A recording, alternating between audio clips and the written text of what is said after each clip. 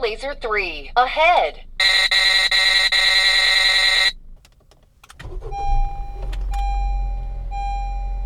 X-band, K-band, Ka-band, laser. What's up guys, welcome back to the channel.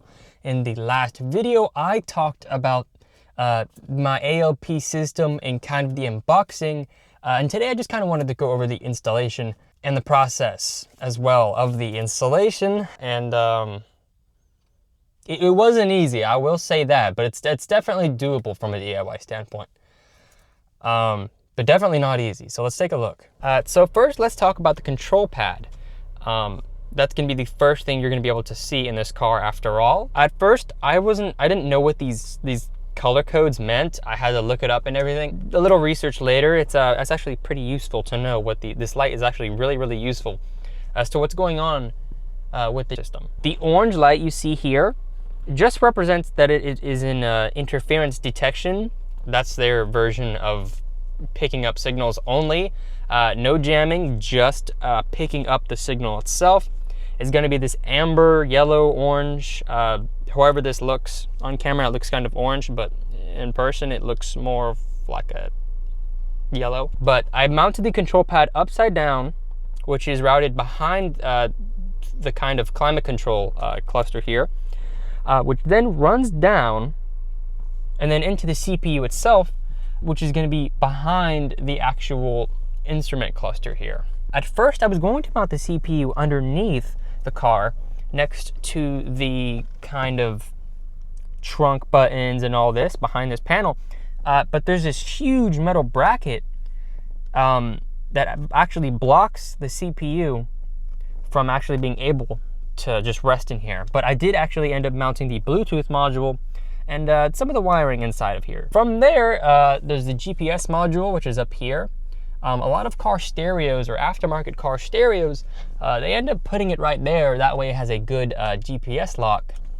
And that's going to be extremely important with the ALP system, because it does use GPS it's not really specified what the GPS is used for, but it's pretty important for jamming, especially since the TX sensor, which is that middle sensor, doesn't actually start doing anything until you're moving above a certain speed threshold. So really good access to this.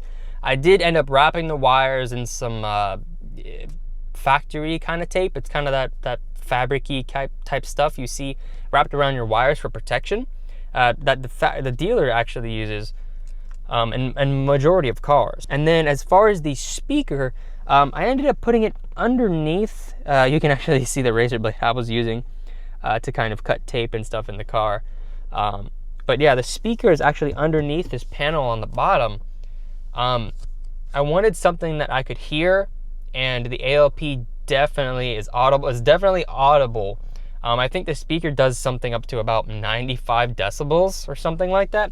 But mounting it here, it's very easy for me to hear, as well as my dash cam, which yes, I am still running the Uniden R4, and I plan to keep this radar detector forever. I don't see a problem with it and or a reason to upgrade at all right now. So let me kind of show you the different things you can do with this and what it sounds like when you get hit with laser. I won't be doing any testing in this video, but I will be kind of showing off how it works. So I don't have an ALP tester. However, from the TMG system I had a while back, I actually do have a tester here. So this is still going to work for testing purposes, as this just replicates the kind of laser gun pattern signal and basically triggers the ALP to go off. But the actual TX sensor is not going to work because you have to be actually moving. I believe you have to be, gosh, I want to say around 19 mile an hour, 20 mile an hour, something like that, maybe even 30 mile an hour. But the TX is super powerful, especially with the new TX Blackhead, that it actually disables itself until it gets to a certain speed. At about 19 mile an hour, 18 mile an hour, this little orange light will actually end up turning blue. And what that means is that you're in jamming mode. So whenever this light is blue, again, that's gonna mean you're in jamming mode, in jamming the gun. I have my kind of timer set to like 3 seconds. So if I don't disable the jammers, Within that time span, it's just going to disable itself in 3 seconds, and then I am going to be in interference only or detection mode, which means it's not jamming. It'll switch to this amber light after 3 seconds, which means, again, it's not going to be jamming. So let's actually show you what the ALP system would sound like. ProLaser 3, ahead. So as you could hear, huge alarm, really loud alarm, and then this light probably changed red, or at least in my understanding, I have this in pro mode, which basically means this little LED right here is going to turn red and only stay on when the officer is targeting me. So if it picks up something like a scatter detection, which is basically a quick, it sees something real quick and it's like, oh, what was that? It's going to light up red and actually blare the alarm. But this light is not going to stay on, indicating that I'm not the vehicle being shot, or at least anymore. But as long as the officer is targeting me, this light is going to be a solid red or a flashing red. You can see it actually cooled down there for about 60 seconds, turned green, which means it's not even detecting laser or any interference or doing anything at all. It's kind of just waiting and then rearming itself after 60 seconds. Which then it's going to indicate that with that orange light or that yellowish light we talked about. So the ALP actually does have other features, not just jamming and interference technology, but it also has like a parking mode, which basically means if you have some in the rear of your car as well as the front of your car, you're actually going to be able to use that for things like parking and knowing how close you are to something, which is actually kind of cool. So it's kind of an added feature, not just for jamming. All right, sorry, the air conditioning unit is right there, so I'm hoping you guys can still hear me okay. I have a little bit of noise canceling. But as far as the placement for the heads, it was a little, it was straightforward for some other things, but then not so much for others.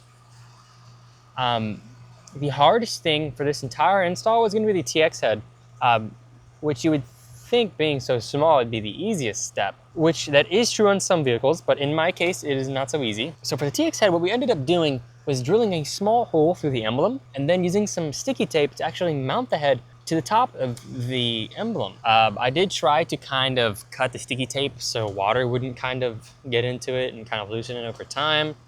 I really wanted to like make some sort of protective housing for the head as well, so I'm not just putting sticky tape directly on the laser head itself, or maybe even protecting it against the elements as well. But since it's protruding out just ever so slightly, that was a lot harder. It's a little more difficult, and I really wanted it to be recessed in there and then put like a cover over it. But in doing so, I risk some of the jamming capabilities of it. So I did what I could. Even these heads themselves right here, you can see they're sticking out just a little bit. I probably could develop some sort of cover for it. I just got my 3D printer, so I'm kind of working on things and maybe designing some things for these little honeycomb shapes. I really wanted to put the heads inside of the honeycomb. But again, I didn't have a 3D printer, nor knowledge on how to 3D print at the time. The actual RX heads, the receive heads themselves were super straightforward. I just cut this again, maybe a little bit more than what I had with the TMGs. These are just slightly longer in length than the TMGs, but I mean, super, super slight difference. So there you have it. That is going to be the actual installation of the heads themselves. We ended up using some zip ties along the side, running it alongside of the car. I do have to take my car to the car wash. Just ignore that. But yeah, inside and then to the CPU itself.